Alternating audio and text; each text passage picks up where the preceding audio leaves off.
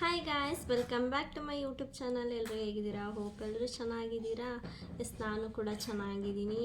Already ನಿಮಗೆ ಗೊತ್ತಾಗಿರಬೇಕು ತಮ್ಲೈನಲ್ಲಿ ನೋಡ್ಬಿಟ್ಟೆ ಯಾವ ವಿಷಯದ ಬಗ್ಗೆ ಮಾತಾಡ್ತಿದ್ದೀನಿ ಅಂತ.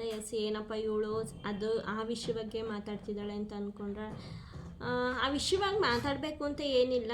ನನಗೆ ಸೀರೆ ಬಗ್ಗೆ ನಾನು ಮಾತಾಡೋಕ್ಕೆ ಹೋಗಲ್ಲ. ತೊಗೊಂಡಿರೋರು ಅವರು, ಕೊಟ್ಟಿರೋರು ಇವರು. ಆಮೇಲೆ ಅವರು ಕಾನೂನು ಪ್ರಕಾರ ಏನೋ ಮಾಡ್ತಿದ್ದೀನಿ ಅಂತ ಹೇಳ್ತಿದ್ದಾರೆ, ಮಾಡ್ಕೊಳ್ಳಿ, ಅದು ಬಿಟ್ಟಾಕಿ.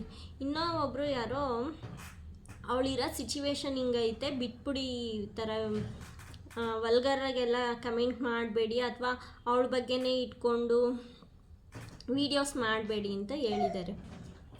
ಸೊ ಅದಕ್ಕೆ ತಿರ್ಗಾ ಇನ್ನೊಂದಷ್ಟು ಜನ ಆ ಕಡೆಯಿಂದ ವೀಡಿಯೋ ಮಾಡೋದು, ನೀವು ಹೇಳಿದ ತಪ್ಪು, ಅವಳು ಇರೋ ಸಿಚುವೇಶನ್ನ ಈ ಥರ ಐತೆ, ಅವಳು ವೀಡಿಯೋ ಮಾಡಬೇಡಿ ಆ ಥರದಲ್ಲಿ ಅಂತ ಹೇಳೋದ್ರಾಗೆ ಏನು ತಪ್ಪಿದೆ? ಏನು ವೀಡಿಯೋ ಮಾಡ್ತಿದ್ದೀರಾ? ಅವಳು ತಪ್ಪು ತಪ್ಪು ತಪ್ಪು ಅಂತ. ನೀವೆಲ್ಲರೂ ಕರೆಕ್ಟಾಗಿದ್ದೀರಾ? ನೀವು ಒಂದಲ್ಲ ಒಂದು ಪಾಯಿಂಟಲ್ಲಾದರೂ ತಪ್ಪಿದ್ದೇ ಇರುತ್ತೆ ತಾನೇ. ಸೊ ಹಂಗಾಗಿ ಬೇರೆಯವ್ರ ಬಗ್ಗೆ ಏನು ಮಾತಾಡೋದಿರಲ್ಲ ನಮಗೆ.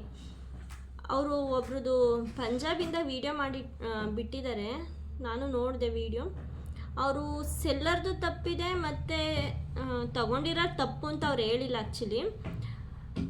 ಬಟ್ ಆ ಹುಡುಗಿ ಸಿಚುವೇಶನ್ ಹೆಂಗಿದೆ ಅಂತ ಅವರು ಕರೆಕ್ಟಾಗಿ ಹೇಳಿದ್ದಾರೆ. ಯಾಕೆಂದರೆ ನಾನು ಅದೇ ಸಿಚುವೇಶನಲ್ಲೇ ಪ್ರೆಸೆಂಟ್ ಇದ್ದೀನಿ, ಹಂಗಾಗಿ ಮಾತಾಡ್ತಿದ್ದೀನಿ ಅಷ್ಟೇ. ನಾನು ಸೀರೆ ಬಗ್ಗೆ ಮಾತಾಡ್ತಿಲ್ಲ.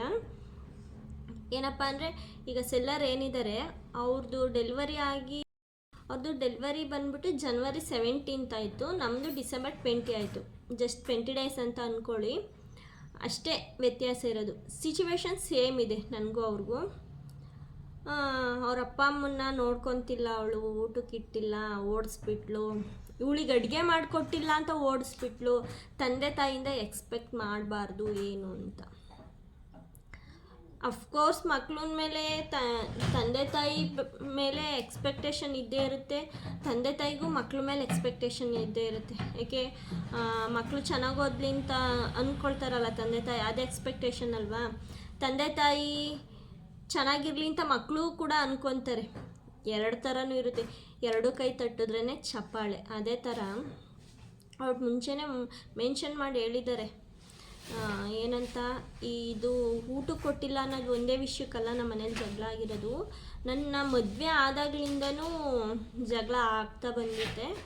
ಸೊ ಇದು ಫೈನಲ್, ಅದು ತಡ್ಕೊಳಕ್ಕಾಗ್ತಿಲ್ಲ. ಹಂಗಾಗಿ ಇವತ್ತು ಹೇಳ್ಬಿಡ್ತೀನಿ ಎಲ್ಲ ವಿಷಯ ಅಂತ ಹೇಳ್ಬಿಟ್ಟು ಅವ್ರು ಹೇಳಿದ್ದಾರೆ, ಮೆನ್ಷನ್ ಮಾಡಿದ್ದಾರೆ. ಆ್ಯಂಡ್ ಇನ್ನೊಂದು, ಅವ್ರ ಮುಂದಕ್ಕೆ ಒಂದು ಆಗ್ತಾರೋ ಇಲ್ವೋ, ತಂದೆ ತಾಯಿನೇ ತಪ್ಪು ಅಂತ ಬರ್ತಾರೋ, ಇವರೇ ತಪ್ಪು ಅಂತ ಹೋಗ್ತಾರೋ, ಒಟ್ನಾಗ ಅವ್ರ ಜೊತೆ ಆಗೋಕ್ಕೆ ನೀವೇ ಬಿಡಲ್ಲ ಅನಿಸುತ್ತೆ. ಏಕೆಂದರೆ ನೀವೇ ಫುಲ್ ಡೀಪಾಗಿ ಹೋಗ್ಬಿಟ್ಟಿದ್ದೀರಾ. ಅಯ್ಯೋ ಇವಳು ಹಿಂಗನ್ಬಿಟ್ಲು ತಾಯಿನ, ತಲೆನೋವು ಒಂದಿದ್ಕೇನ ನಿನಗೆ ತಲೆನೋವು ಬರುತ್ತಾ, ಹಂಗೆ ಏನೇನೋ ಮಾತಾಡ್ತಾರಪ್ಪ. ನಂಗೆ ಅದು ಅಷ್ಟು ಡೀಪಾಗಿ ನೋಡೋಕ್ಕೆ ಹೋಗಲಿಲ್ಲ, ಏಕೆಂದರೆ ನನಗೂ ಚಿಕ್ಕ ಪಾಪು ಇರೋದ್ರಿಂದ. ಯಾಕ್ರಿ ಅಷ್ಟೊಂದು ಡೀಪಾಗಿ ಕೆಣಕಿ ಅವರಮ್ಮನೂ ವೀಡಿಯೋ ನೋಡ್ಬೋದು. ಇವಳು ಹೇಳ್ತಿರೋದು ಕರೆಕ್ಟು, ನನ್ನ ಮಗಳೇ ತಪ್ಪು. ಆಮೇಲೆ ಇನ್ನೊಂದಷ್ಟು ಜನ ಈ ಕಡೆಯಿಂದ ವೀಡಿಯೋ ಮಾಡಿದರು, ಇವ್ರದೇ ಸರಿ, ನಮ್ಮ ತಂದೆ ತಾಯಿ ತಪ್ಪು. ಇವ್ರ ಮಧ್ಯೆನೇ ನಾವು ತಂದಿಕ್ಕದು ಹಾಕಬೇಕು, ಒಂದಾಗಿ ಚೆನ್ನಾಗಿರಲಿ ಅಷ್ಟು ಬಯಸೋಣ ಬಿಡಿ. ಸೀರಿಯಲ್ ಮ್ಯಾಟ್ರು ಅವ್ರೇನೋ ಅವರು ಸ್ಟೇಷನಲ್ಲೋ ಅಥವಾ ಕೋರ್ಟೆಲ್ಲ ಡಿಸೈಡ್ ಮಾಡ್ಕೊಳ್ಳಿ, ಅದ್ರ ಬಗ್ಗೆ ಮಾತಾಡೋದೇನಿಲ್ಲ. ಫುಲ್ ಫ್ಯಾಮಿಲಿ ಬಗ್ಗೆ ಡೀಪಾಗೆಲ್ಲ ಮಾತಾಡೋಕ್ಕೆ ಹೋಗಬೇಡಿ. ನಾನು ನಮ್ಮಮ್ಮನ ಅಂದಿದ್ದೀನಿ, ಹಂಗಂತ ನಾನೇನು ನಮ್ಮಮ್ಮನ ಬಿಟ್ಟಿಲ್ಲ ಅಥವಾ ನಮ್ಮಮ್ಮ ನನ್ನೇನು ಬಿಟ್ಟಿಲ್ಲ ಮಾತಾಡ್ಸೋದು. ಆಮೇಲೆ ಇನ್ನೊಂದು ವಿಷಯ ಹೇಳ್ತಾರೆ, ಅತ್ತೆದಿರನ್ನ ತಾಯಿ ಥರ ನೋಡ್ಕೋಬೇಕು. ನಿಜವಾಗ್ಲೂ ಹೇಳ್ತೀನಿ, ಅತ್ತೆದಿರನ್ನ ಏನಾದರೂ ತಾಯಿ ಥರ ನೋಡಿಕೊಂಡ್ರೆ ಒಂದು ದಿವಸ ಇಟ್ಕೊಳ್ಳಲ್ಲ ನಮ್ಮನ್ನ ಮನೇಲಿ, ಸರಿನಾ?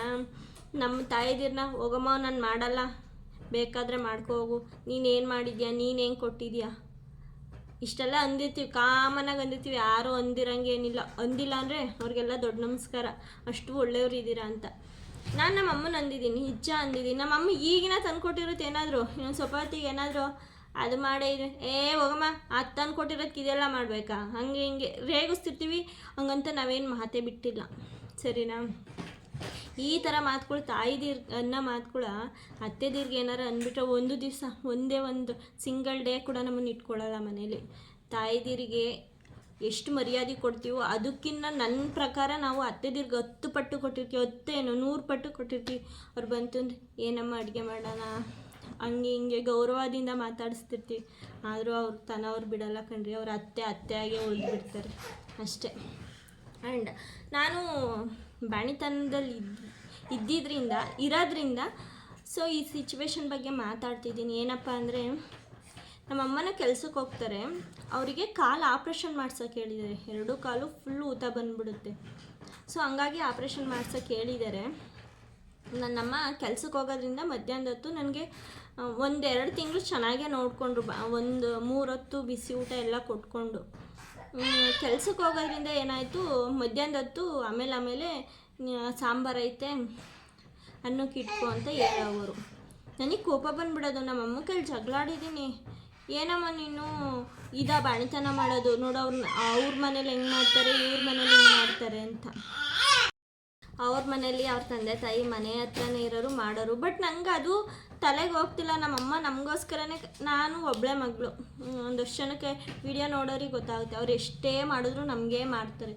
ಅದು ನನ್ನ ತಲೆಗೆ ಹೋಗಲ್ಲ. ಬಟ್ ಆ ಪ್ರೆಸೆಂಟ್ ಇರುತ್ತಲ್ಲ ಸಿಚುವೇಶನು, ಅದು ಅವ್ರ ಮನೇಲಿ ಬಾಣಿತನ ನೋಡು ಎಷ್ಟು ಚೆನ್ನಾಗಿ ಮಾಡ್ತಿದ್ದಾರೆ, 3 ಹೊತ್ತು ಬಿಸಿ ಊಟ ಎಲ್ಲ ಕೊಡ್ತಾರೆ, ನೀನು ನನ್ನೇ ಮಾಡ್ಕೊ ಅಂತ ಹೇಳ್ತೀಯ ಹಂಗೆ ಹಿಂಗೆ ಅಂತ. ನಮ್ಮಮ್ಮ ಅವ್ರಿಗೂ ಕೆಲ್ಸಕ್ಕೆ ಹೋಗಿ ಬಂದಿರೋರು ಕೋಪ ಬಂದು ಅವರು ಬೈಯೋರು. ನಾನು ಜಗಳಾಡ್ತಿದ್ದೆ, ಇದೇ ನಾ ಬಾಣಿತನ ಮಾಡೋದು, ನೀನು ಎಲ್ಲೂ ಹೇಳ್ಕೊಳ್ಳೇಬೇಡ ಬಾಣಿತನ ಮಾಡಿದ್ದೀನಿ ಅಂತ ಹಂಗೆ ಹಿಂಗೆ ಅಂತ ಎಲ್ಲ. ಏಕೆಂದರೆ ಆ ಸಿಚುವೇಶನ್ ಹಂಗಿರುತ್ತೆ. ಎಕ್ಸ್ಪೆಕ್ಟ್ ಮಾಡಿ ನಮ್ಮ ಮಕ್ಳಿಗೆ ನಾವು ತಾಯಿದಿರೇ ಆಗಿರ್ಬೋದು, ಬಟ್ ನಮ್ಮಮ್ಮರಿಗೆ ನಾವು ಮಕ್ಕಳಾಗೇ ಇರ್ತೀವಿ. ನಾವು ನಮ್ಮಮ್ಮ ಇರ್ತೀವಿ, ತಾಯಿದಿರಿಂದ ಎಕ್ಸ್ಪೆಕ್ಟೇಷನ್ ಇರುತ್ತೆ.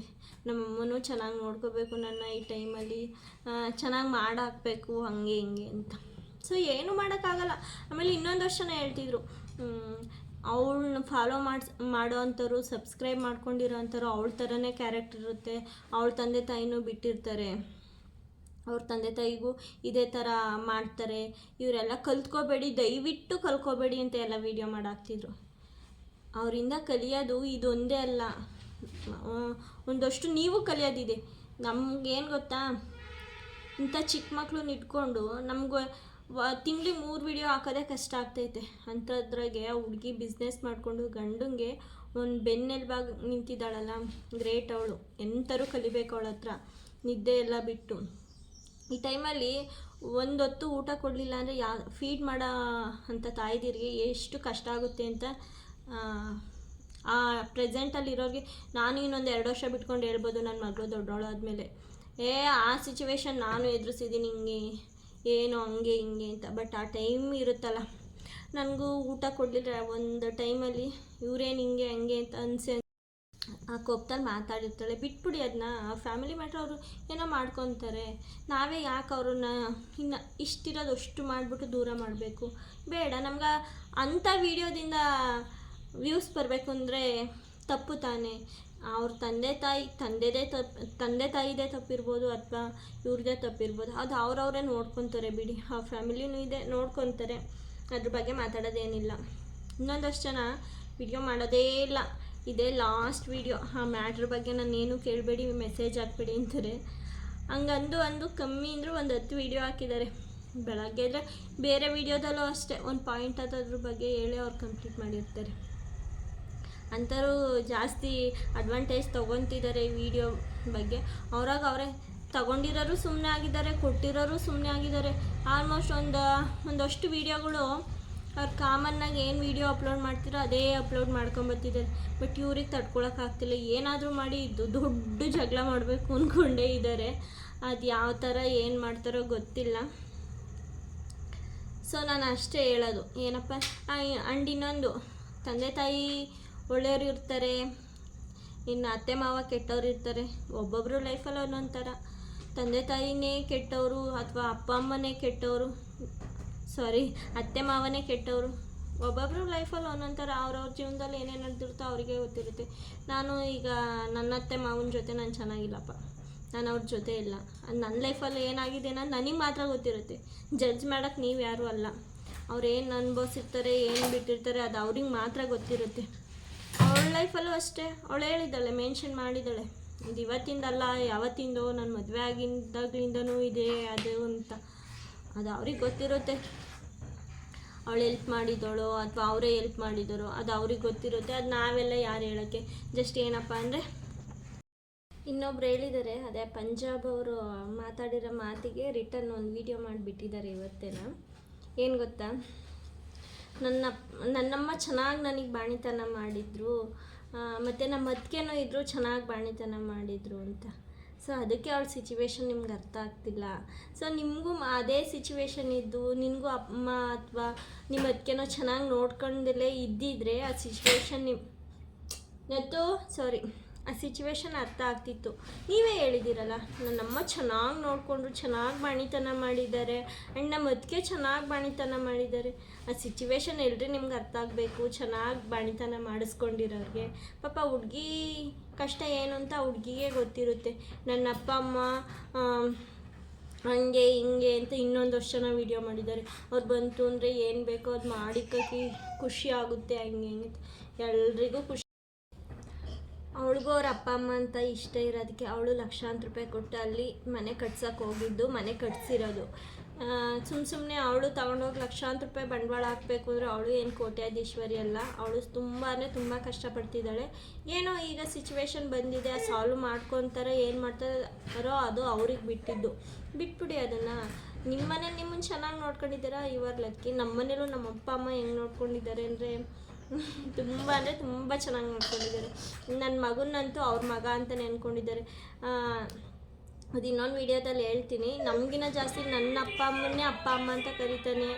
ನನ್ನನ್ನು ಬಿಟ್ಟರೆ ನಮ್ಮ ಅಪ್ಪ ಅಮ್ಮ ನನ್ನ ಮಗನ ಅಷ್ಟು ಚೆನ್ನಾಗಿ ನೋಡ್ಕೊಂಡಿದ್ದಾರೆ.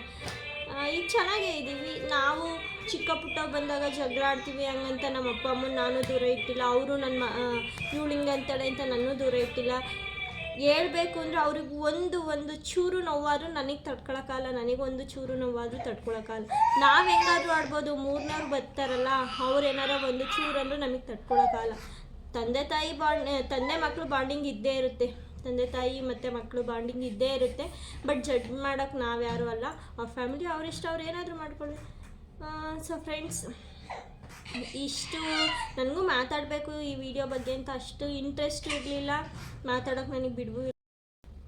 ಏನೋ ಆ ವಿಡಿಯೋ ನೋಡಿದೆ, ಸಿಚುವೇಶನಲ್ಲಿ ನಾನು ಇದ್ದೀನಿ, ನಮ್ಮದು ಸಿಚುವೇಶನ್ ಏನಿರುತ್ತೆ ಹೇಳ್ಬೇಕಲ್ವ ಅಂತ ಮಾಡಿದ್ದು ವಿಡಿಯೋ ಅಷ್ಟೇ. ನನಗೂ ಫಸ್ಟ್ ಮಗನ ಬಾಣಿತನದಲ್ಲಿ ಸ್ವಲ್ಪ ಡಿಪ್ರೆಷನ್ಗೆ ಹೋಗಿದೆ. ಕಮ್ಮಿ ಅಂದರೆ 2 ಇಯರ್ಸ್ ಹೋಗಿದ್ದೀನಿ ಗೊತ್ತಾ. ಯಾರಿಗೂ ಹೇಳ್ಕೊಂಡಿಲ್ಲ. ಕಷ್ಟ ಎಲ್ಲರಿಗೂ ಬರುತ್ತೆ, ಎಲ್ಲರನ್ನೂ ಹೇಳ್ಕೊಳಕ್ಕಾಗಲ್ಲ. ನಾವು ಏನಪ್ಪ ವೀಡಿಯೋದಲ್ಲಿ ಮಾಡ್ತೀವೋ ಅದೇ ಥರ ನಮ್ಮ ಲೈಫಲ್ಲಿ ಫುಲ್ ಹ್ಯಾಪಿಯಾಗೂ ಇರೋಲ್ಲ, ಫುಲ್ ಸ್ಯಾಡಾಗೂ ಇರೋಲ್ಲ. ಎಷ್ಟು ಹೇಳಬೇಕೋ ಅಷ್ಟು ಹೇಳಿರ್ತೀವಿ ಅಷ್ಟೇ ವೀಡಿಯೋನಲ್ಲಿ. ಎಲ್ಲದೂ ಡೀಪಾಗಿ ಹೇಳ್ಕೊಳಕ್ಕಾಗಲ್ಲ. ಆ ಸಿಚುವೇಶನಲ್ಲಿ ಮೂರನೇವರಿಂದ ನೋವನ್ನು. ಆಮೇಲೆ ಏನು ಗೊತ್ತಾ, ಹೆಣ್ಮಕ್ಳು ಈ ಪ್ರೆಗ್ನೆನ್ಸಿ ಮತ್ತು ಆಫ್ಟರ್ ಡೆಲಿವರಿ ಬಿಫೋರ್ ಡೆಲಿವರಿ ಏನು ನಡೆದಿರುತ್ತೆ ಅವ್ರ ಲೈಫಲ್ಲಿ, ಅದನ್ನು ಮಾತ್ರ ಸಾಯೋವರೆಗೂ ಮರೆಯೋಲ್ಲ. ಏಕೆಂದರೆ ಆ ಟೈಮ್ ಹಂಗಿರುತ್ತೆ. ಆ ಟೈಮಲ್ಲಿ ದಯವಿಟ್ಟು ಯಾರಿಗೂ ನೋವು ಕೊಡೋಕೆ ಹೋಗಬೇಡಿ. ಅದು ಯಾವ ಥರ ಅಂದರೆ ಫುಲ್ಲು ತಲೆಗೆ ಇಟ್ಕೊಂಡ್ಬಿಡ್ತಾರೆ. ಅದು ಆ ಥರನೇ ಇರುತ್ತೆ ವಿಷಯಗಳು. ಚಿಕ್ಕ ಪುಟ್ಟದಂದ್ರೂ ಅವ್ರಿಗೆ ತಡ್ಕೊಳಕ್ಕಾಗ್ತಿರಲ್ಲ. ಎಕ್ಸಾಂಪಲ್ ನನ್ನ ವಿಷಯನೇ, ನನ್ನ ಮಗ ಹುಟ್ಟೋ ಟೈಮಲ್ಲಿ ತುಂಬ ಆಗ್ಬಿಡ್ತು ಬಿಡಿ ವಿಷಯ. ನನ್ನ ಹಸ್ಬೆಂಡಿಗೆ ಗೊತ್ತು, ನನ್ನ ಅಪ್ಪ ಅಮ್ಮ, ಅದ್ರಾಗೂ ನಮ್ಮ ಅಮ್ಮಂಗೆ ನನ್ನ ಹಸ್ಬೆಂಡಿಗೆ ತುಂಬ ಚೆನ್ನಾಗಿ ಗೊತ್ತು ನಾನು ಎಷ್ಟು ನೋವು ಪಟ್ಟಿದ್ದೀನಿ ಅಂತ. ಹುಚ್ಚಿ ಥರ ಮಾತಾಡ್ಬಿಡುವೆ. ಅವ್ರ ವಿಷಯಗಳು ಬಂತು ಅಂದರೆ ಇಷ್ಟಿರೋ ವಿಷಯ ಇಷ್ಟುದ ಮಾತಾಡ್ತಿದ್ದೆ ಗೊತ್ತಾ, ಅವ್ರು ಅಷ್ಟು ನೋವು ಕೊಟ್ಟಿರೋದ್ರಿಂದ. ಬಟ್ ಈಗ ಹಂಗಿಲ್ಲ. ಆ ಟೈಮ್ ಇರುತ್ತೆ, ಆ ಬಾಣಿತನ ಅನ್ನೋದೇನು ಇರುತ್ತೆ ಆ ಟೈಮಲ್ಲಿ ಏನೋ ಗೊತ್ತಿಲ್ಲ, ಹಾರ್ಮೋನ್ಸ್ ಬದಲಾವಣೆ, ಫೀಡ್ ಮಾಡೋದ್ರಿಂದ ಎಲ್ಲ ಮೆಡಿಕಲಿ ಅದು ನನಗಷ್ಟು ಗೊತ್ತಿಲ್ಲ, ಇರ್ಬೋದೇನೋ. ಬಟ್ ಆ ಟೈಮಲ್ಲಂತೂ ನಿಜವಾಗ್ಲೂ ಎಷ್ಟು ಕೋಪ ತರಿಸುತ್ತೆ ಅಂದರೆ ತುಂಬ ಕೋಪ ಬಂದಿರುತ್ತೆ. ನಾನು ಈಗಲೂ ಅದೇ ಸಿಚುವೇಶನಲ್ಲಿದ್ದೀನಿ. ಬಟ್ ಫಸ್ಟ್ ಪಾಪುಗಿದ್ದಷ್ಟು ಈಗ ನಾನು ಅರ್ಥ ಮಾಡ್ಕೊಂಬಿಟ್ಟಿದ್ದೀನಿ ಯಾರಲ್ಲಿ ಎಲ್ಲೆಲ್ಲಿ ಏನೇನು ಹೆಂಗೆ ಅಂತ. ಸೊ ಈಗ ಟೆನ್ಷನ್ ತಗೊಳಕ್ಕೋಗಲ್ಲ. ಆ ಟೈಮಲ್ಲಿ ತುಂಬ ಟೆನ್ಷನ್ ತಗೊಂಡು ಹೆಲ್ತ್ ಪ್ರಾಬ್ಲಮ್ ಎಲ್ಲ ಮಾಡ್ಕೊಂಬಿಟ್ಟು ತುಂಬ ಟೆನ್ಷನ್ ಕೊಟ್ಟಿದ್ದೀನಿ ನನ್ನ ಹಸ್ಬೆಂಡ್ಗೆ, ನಮ್ಮ ಅಪ್ಪ ಅಮ್ಮಂಗೆ. ಯಾರೂ ಬರಲ್ಲ, ನಾವು ಕೆಟ್ಟರೆ ಯಾರೂ ಬರಲ್ಲ. ನೀನು ಕೆಡು ಅಂತ ಹೇಳಿದ್ವಾ ಅಂತ ಹೇಳ್ತಾರೆ. ಅಷ್ಟು ಬಿಟ್ಟರೆ ನನ್ನಿಂದನೇ ಕೆಟ್ಟವ್ರೆ ಅಂತಲೂ ಅವ್ರು ಅನ್ನಲ್ಲ. ಅವ್ರು ಮಾಡ್ಕೊಂಡಿರೋದು ಅಂತ ಅಲ್ಲೇ ಕೈ ಚೆಲ್ಲಿ ಬಿಟ್ಬಿಡ್ತಾರೆ. ನನಗೆ ಏನಾದರೂ ಪ್ರಾಬ್ಲಮ್ ಆಯ್ತು ಅಂದರೆ ನನ್ನ ಅಪ್ಪ ಅಮ್ಮನ ನೋಡ್ಕೊಳ್ಳೋರು ಯಾರು, ನನ್ನ ಗಂಡನ ನೋಡ್ಕೊಳ್ಳೋರು ಯಾರು? ನನ್ನ ಮಕ್ಕಳು ನೋಡ್ಕೊಳ್ಳೋರು ಯಾರೂ ಬರಲ್ಲ. ಸೊ ನಾವು ಚೆನ್ನಾಗಿರ್ಬೇಕು ಫಸ್ಟು, ಯಾವುದಕ್ಕೂ ತಲೆ ಕೆಡಿಸ್ಕೊಳಕ್ಕೆ ಹೋಗ್ಬಾರ್ದು. ಬಡತನದಲ್ಲಿರೋರು ಅಷ್ಟೇ, ಜಾಸ್ತಿ ಡಿಪ್ರೆಷನ್ಗೆ ಹೋಗಬೇಡಿ. ಅವ್ರು ಹಿಂಗಂದ್ರು ಇವ್ರು ಹಿಂಗಂದ್ರು ತಲೆಗೆ ಹಾಕೊಳಕ್ಕೆ ಹೋಗ್ಬೇಡಿ. ನನ್ನ ಥರ ಹುಚ್ಚಿ ಥರ ಎಲ್ಲ ಮಾತಾಡೋಕ್ಕೆ ಹೋಗ್ಬೇಡ್ರಿ, ಬಿಟ್ಟಾಕ್ಬಿಡಿ ಅಷ್ಟಕ್ಕಷ್ಟೇ. ಅವ್ರು ಮಾತಾಡಿದ್ದು ಅವ್ರು ಅನುಭವಿಸ್ತಾರೆ, ಮೇಲೆ ದೇವರೊಬ್ಬ ಇದ್ದಾನೆ ಕಾಪಾಡ್ತಾನೆ ಅಂತ ಹೇಳ್ಕೊಂಬಿಟ್ಟು ಬಿಟ್ಬಿಡಿ. ಸೊ ಗಾಯ್ಸ್, ಈ ವಿಡಿಯೋ ಇಲ್ಲಿಗೆ ಎಂಡ್ ಮಾಡ್ತೀನಿ. ವಿಡಿಯೋ ಏನಾದರೂ ಇಷ್ಟ ಆದರೆ ಲೈಕ್ ಮಾಡಿ, ಶೇರ್ ಮಾಡಿ, ಕಮೆಂಟ್ ಮಾಡಿ. ನಮ್ಮ ಮಗಳು ಅಳ್ತಿದ್ದಾಳೆ, ಎತ್ಕೋಬೇಕು. ಸೊ ಫ್ರೆಂಡ್ಸ್, ಬಾಯ್, ಟೇಕ್ ಕೇರ್.